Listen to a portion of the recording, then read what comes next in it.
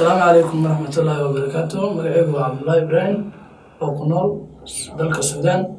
Waxaan doonayaa inaan siiyo bulshooyinka Soomaaliyeed xog bixin ku saabsan website-ka loo yaqaan warshadaha.com oo website caan ah.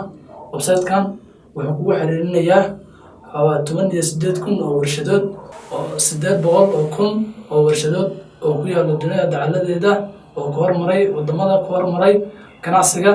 website-kan wuxuu iga soo saaciday sida aan ganacsiga ku hormariyay. waxaana bulshooyinka Soomaaliyeed lahay waa inay la xiriiraan website-kan. waxaad iskaga diiwaan gelin kartaa sanadkiiba $20 oo dollarka. waxaan leeyahay bulshada Soomaaliyeed iska diiwaan geliya website-kan. wuxuu idinka caawinayaa qaabkii aad ku heli lahaydeen bareys jaban oo laydinkugu xiriirin lahay warshadaha aan horey u soo xusnay. waxaan bulshooyinka Soomaaliyeed lahay waa inay la xiriiraan website-kan. waxaa jira website badan oo la isku diiwaan geliyo kana tayo hooseeyo. website-kan waa website tayo badan leh. website badan oo la isaga diiwaan geliyo $200 $300 baa jiro. website-kan waa website la isku diiwaan gelinayo kaliya $20 sanadkiiba. waana website caalami ah kana fikiraya bulshooyinka Soomaaliyeed qaab kasta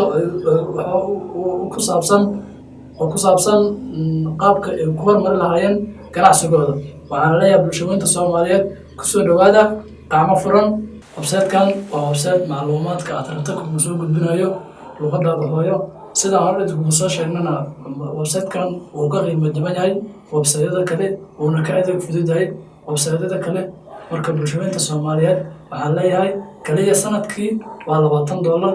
marka bulshooyinka Soomaaliyeed waxaan ku dhiirigelinayaa inay ganacsigooda si sare u qaadaan, inay kusoo dhawaadaan website-kan. Assalaamu calaykum waraxmatullaahi wabarakaatuh.